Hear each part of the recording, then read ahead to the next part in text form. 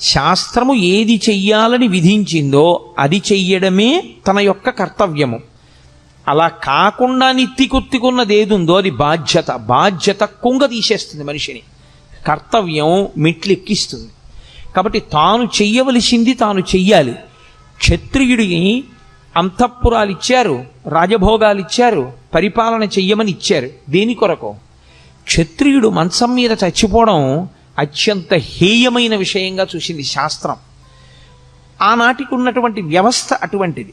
ఆయన 10 మందిని రక్షించాలి. అందుకే తనకి వైరం ఉందా లేదా అనవసరం.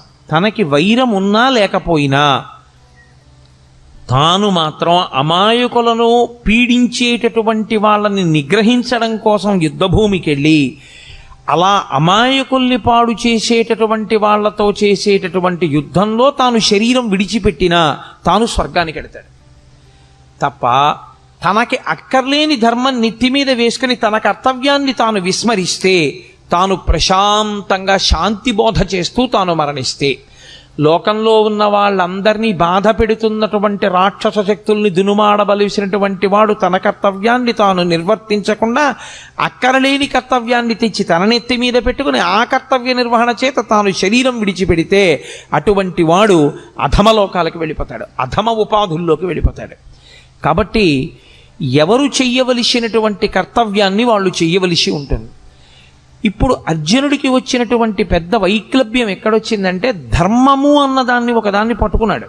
సంపడం తప్పు, అందులో సందేహం లేదు.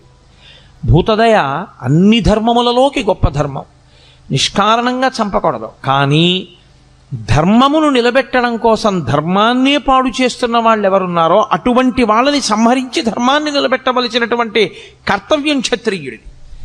అసలు తాను చెయ్యవలసిన ధర్మాన్ని, తన కర్తవ్యాన్ని తాను విస్మరించి తాను అక్కర్లేని ధర్మాన్ని ఒకటి నెత్తి మీద పెట్టుకున్నాడు. ఇక్కడ వచ్చింది సమస్య అంతా.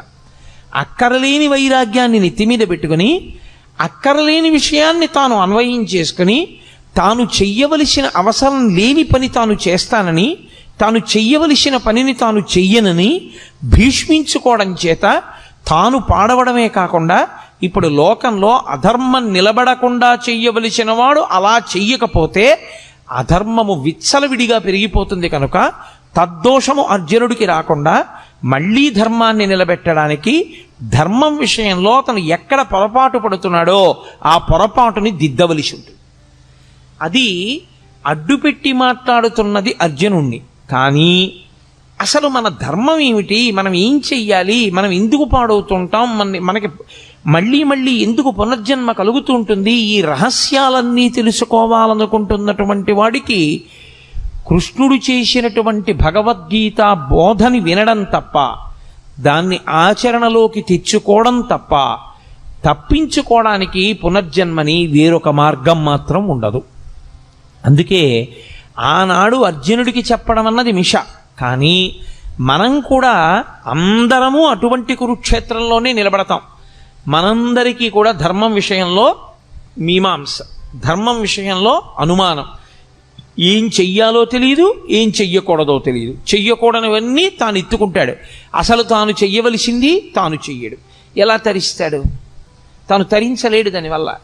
అందుకని నీవేది చెయ్యాలో తెలుసుకుని నువ్వు అది చెయ్యడంలో నువ్వు నైపుణ్యాన్ని సాధించాలంటే, అటువంటి కౌశలమును నువ్వు పొందాలంటే, ఆ కౌశలము చేత నువ్వు యోగమును పొందాలంటే అనేన యుజ్యతే ఇది యోగః అంటాడు పతంజలి.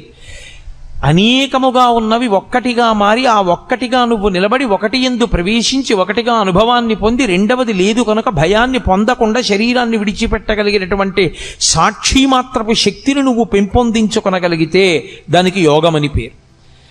ఇప్పుడు అర్జునుడు పొందినటువంటి కష్టం ఏదుందో దానికి జవాబు చెప్పాలి. చిత్రం ఏమిటంటే 1వ అధ్యాయం మొత్తం మీద అర్జున విషాద యోగంలో కృష్ణ భగవానుడు ఎక్కడా మాట్లాడలేదు.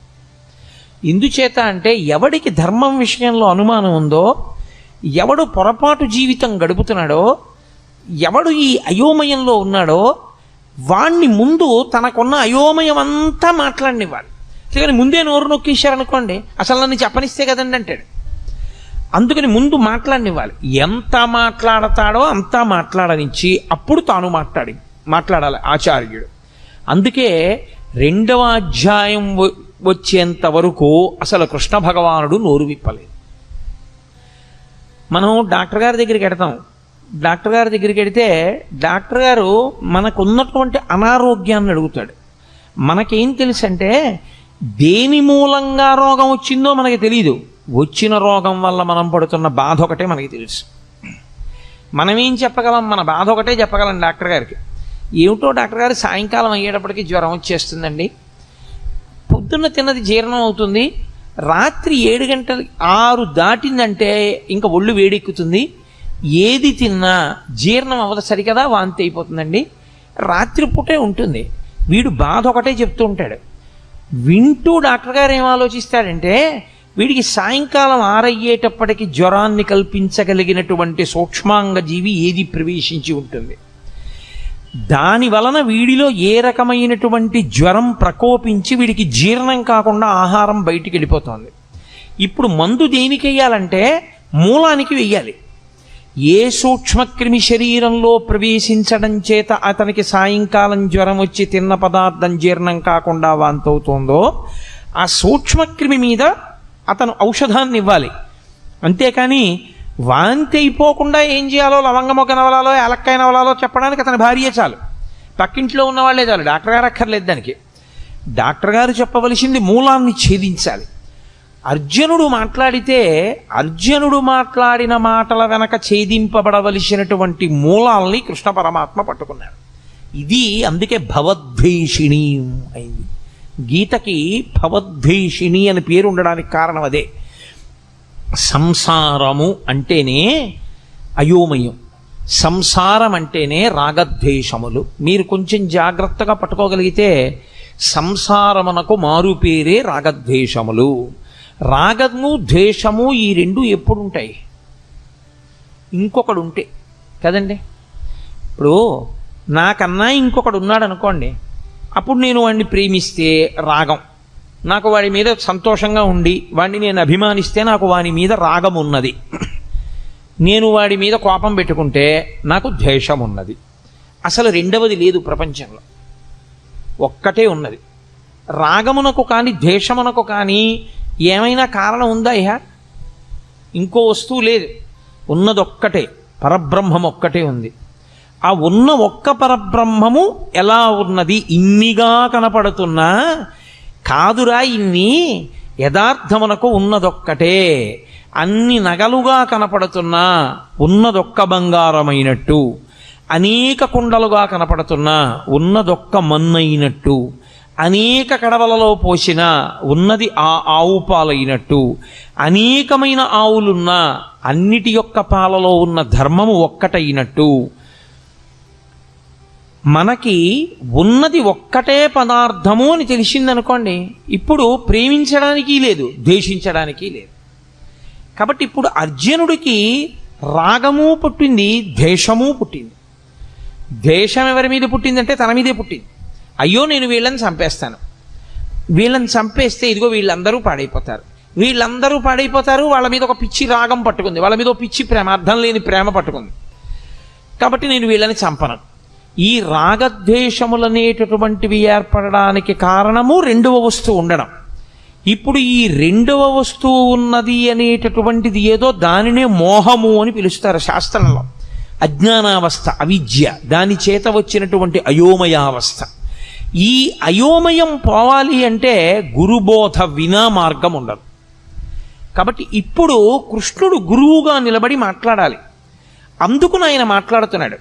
ఇప్పుడు కృష్ణుడు మాట్లాడితే ఏమవుతుంది? అర్జునుడికి ఏ మోహము తనకున్నదని తనకి తెలియదో అది పోయిందని తెలుస్తుంది.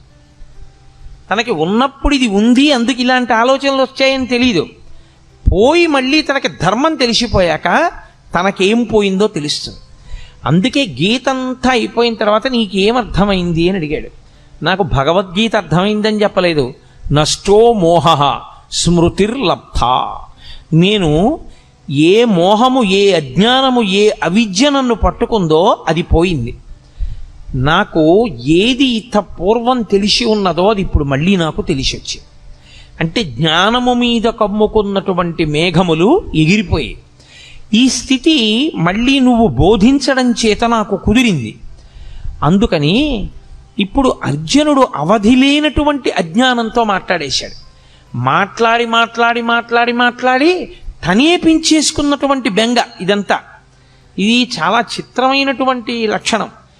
సాగిపోయినంత కాలం బాగుంటుంది. ఏదైనా ఒక సమస్య వచ్చేదనుకోండి, ఆ సమస్య వచ్చేటప్పటికీ తానుగా నిలబడి కర్మఫలాన్ని అనుభవించేసేయగలిగినటువంటి శక్తి అందరి యందు ఉండడం సాధ్యమయ్యే విషయం కాదు. చాలా చాలా కష్టం. అక్కడికి వచ్చేటప్పటికి గిజగిజగిజలాడిపోయి ఖచ్చితంగా ద్వైతీభావంలోకి వెళ్ళిపోతాడు. వాడు నేను రెండు భావాలు వస్తాయి. అభిమానము చేత కానీ ద్వేషము చేత కానీ వచ్చేస్తున్నది. ఈ వచ్చినప్పుడు మాట్లాడటమే చాలా కష్టం. అక్కడ ఆ భావనల నుంచి శిష్యుణ్ణి పైకెత్తి స్వధర్మం దగ్గర నిలబెట్టాలి. మళ్ళీ ఏది ధర్మమో దాని యందు నిలబెట్టాలి. అది నిలబెడుతున్నాడు ఆయన. ఇప్పుడు ఆయన నిలబెట్టడంలో ఒక్క అర్జునుడు కాదు అలా నిలబడేది. గీత చదువుకుంటున్న వాళ్ళందరూ అటువంటి ధర్మక్షేత్రంలో, అటువంటి కురుక్షేత్రంలో నిలబడ్డవాళ్ళే. మనం అందరం కూడా రాగము ద్వేషము ప్రతి క్షణం. చిత్రం ఏమిటంటే రాగము శాశ్వతముగానూ ఉండదు, ద్వేషము శాశ్వతముగానూ ఉండదు. ఒకప్పుడు మీరు అపారమైన రాగముతో ఉన్న వ్యక్తి మీరు అపారముగా ద్వేషించే వ్యక్తి, మీరు అపారముగా ద్వేషించే వ్యక్తి మీరు అపారముగా ప్రేమించే వ్యక్తి మారిపోతుంటుంది. ఇప్పుడు రాగము ద్వేషము మారడానికి వ్యక్తియా కారణము, మనస్సా కారణము? ఏది తనకి అనుకూలమో అది జరగకపోవడం చేత ద్వేషం వచ్చింది, ఏది తనకి అనుకూలము కాదో అది జరగడం వల్ల ద్వేషం వచ్చింది. ఇప్పుడు ఈ రాగద్వేషములు రెండూ పోవడానికి అవిద్య పోవాలి. ఈ అవిద్య పోవాలి అంటే అది గురువుగారు మాట్లాడితే తప్ప శిష్యుడికి పోదు. కాబట్టి ఇప్పుడు ఏం చేస్తాడంటే అవిద్యలో విడుతున్నవాడు విశేషమైన చిత్తభ్రాంతికి, చిత్తమాలిన్యానికి, భయానికి లోనైపోతాడు. ఈ భయానికి అంతుండదు. ఇంకా ఎంత భయంతోటో వెర్రిముర్రి ఆలోచనలన్నీ పెరిగిపోతుంటాయి. ఈ పెరిగిపోతూ వెళ్ళిపోతూ ఉండడం అనేటటువంటిది అర్జునుడి విషయంలో ఎక్కడ వరకు వెళ్ళిపోయిందంటే, అదిగో పైనుంచి పితృదేవతలు పడిపోతారు, వాళ్ళకి పిండాలుండవు, ఉదక క్రియలుండవు. ఆ తరువాతి కాలంలో వాళ్ళ భార్యల యందు జన్మించేటటువంటి సంతానం అంతా కూడా కులసంకరం అయిపోతుంది. ఇంతమందిని చంపేసి నాకెందుకు ఈ నెత్తిటికూడు, ఎన్నిన్ని పెద్ద మాటలు మాట్లాడేస్తున్నాడు, అక్కర్లేనివన్నీ మాట్లాడేస్తున్నాడు. మాట్లాడనిచ్చాడు, బాగా మాట్లాడనిచ్చాడు. ఇంత అర్జునుడు ఏమైపోయాడో తెలుసా అండి? ఇంతమంది శత్రువుల్ని అస్త్రప్రయోగం చేసి చంపగలిగినటువంటి అర్జునుడు తన మనసు తనకి బరువైపోతే, తన చిత్తము మలినమైపోతే, తాను పెంచుకున్న భయానికి తాను వశుడైపోతే, తాను గాంధీవం వదిలేసి కూలబడిపోయి కృష్ణ పరమాత్మ యొక్క కాళ్ళ మీద పడిపోయి బావా బావా అని పిలిచేటటువంటి వాడు ఒక ఆశ్చర్యకరమైనటువంటి మాట అన్నాడు. నేను నీకు శిష్యుణ్ణి అన్నాడు. మాం త్వం ప్రపన్నః, నేను నిన్ను శరణాగతి చేస్తున్నాను. నువ్వు ఏం చేయాలో తెలుసా? శిష్యుడనైన నన్ను ఉద్ధరించాలి. నాకు మార్గం తెలియట్లేదు. ఇదే అతను చేసిన చాలా మంచి పని. ఏమైనా ఉంటే అర్జునుడు ధర్మక్షేత్రమైన కురుక్షేత్రంలో చేసినటువంటి ఈ పని వల్ల భగవద్గీత పుడుతోంది. ఈ పని వల్ల గీతామృతం వస్తోంది. ఈ పని వల్ల వచ్చినటువంటి గీతామృతం కాలంతో, దేశంతో సంబంధం లేకుండా మానవాళిని తరింపచేస్తూనే ఉంది. మాట్లాడి ఇంకా నేను మాట్లాడనయా, మాట్లాడిన కొద్దీ భయం ఎక్కువైపోతోంది. ఇంకా భయం వైపుకే పెడుతున్నాయి కానీ ఆలోచనలు. నేను బయటికి రాగలనన్న ఆలోచన అసలు నాకు రావట్లేదు. కాబట్టి మీరు వినా నాకు శరణ్యము లేదు. గురువుగారి కాళ్ళ మీద పడిపోయి నేను ప్రపన్నుడను అంటే నేను శరణాగతి చేస్తున్నాను, మీరు నన్ను స్వీకరించి నా యొక్క బాధనంతటినీ పోగొట్టండి. ఇప్పుడు అసలు నేనేం చెయ్యాలి నాకు అర్థం కావట్లేదు అన్నాడు. ఎవరు? యుద్ధం చేస్తానని వచ్చినవాడు. ఇప్పుడు కాదు, ఎప్పటి నుంచో యుద్ధం చేస్తాను, కౌరవుల్ని సంహరిస్తానని పెద్ద తపస్సు చేసి పరమేశ్వరుణ్ణి సాక్షాత్కరింపజేసుకుని పాశుపతాస్త్రం పొందినవాడు అంతమంది దేవతల దగ్గర అన్ని అస్త్రాలు పొందినవాడు, అంతమంది గురువుల్ని సేవించినవాడు, ఎప్పుడు కురుక్షేత్ర సంగ్రామం జరుగుతుందా కౌరవుల్ని మట్టు పెడదామని ఎదురు చూచినవాడు, ఇవాళ ఆశ్చర్యంగా యుద్ధం చేయడం మాట దేవుడిని కృష్ణ పరమాత్మ యొక్క కాళ్ళ మీద పడిపోయి, కృష్ణ నీవు తప్ప నాకు దిక్కెవరు, కాబట్టి నువ్వే నన్ను రక్షించాలి. ఆయన మాట్లాడడం మొదలుపెట్టాడు. ఆయన మాట్లాడుతూనే ప్రారంభం ఏమన్నా తెలుసా అండి? ఆయన మాటలకున్నటువంటి గమ్మత్తు ఏమిటంటే ఆయన మాట మొదలు అదే, భగవద్గీతలో ఆయన మాట చివర అదే. ఆయన అసోత్యానన్వశోచస్త్వం ప్రజ్ఞావాదాంశ్చ భాషసే గతాసూ నగతాసూంశ్చ నానుసూచంతి పండితాః. అశోచ్యానన్వశోచస్త్వం అంటూ ప్రారంభం చేశాడు. ఏడవవద్దు, శోకము వద్దు, అసలు ఈ దిక్కుమాలిన ఏడుపన్నది మొదట మాని, భగవద్గీత వింటే వచ్చేది ఏమిటి? ఏడవడం పోతుంది. భగవద్గీత ప్రారంభంలో కృష్ణ పరమాత్మ ఏ శ్లోకంతో ప్రారంభం చేశారో అదే శ్లోకంలో ఉన్న అదే తాత్పర్యంతో, అదే ధర్మంతో, అదే మాటతో భగవద్గీత పూర్తి. సర్వధర్మాన్ పరిత్యజ్య మామేకం శరణం వ్రజ అహం త్వా సర్వపాపేభ్యో మోక్షయిష్యామి మా శుచ. ఏడవవద్దు, శోకించవద్దు. అసలు శోకము తప్పు. శోకమన్న మాటకు అర్థం లేదు. శోకించడానికి కారణము లేదు. దేనికి శోకిస్తావు? దేనికి ఏడుస్తున్నావు నువ్వు? అసలు నువ్వు ఏడవడానికి కారణం ఏమిటి? పైగా ఏడిచేటప్పుడు ఎలా మాట్లాడుతున్నావు? అశోచ్యానంద్వశోచస్త్వం ప్రజ్ఞావాదాంశ్చ భాషసే. వాత పెట్టి మాట్లాడాడు. ఒక గురువు ఎలా మాట్లాడాలో అలా మాట్లాడాడు.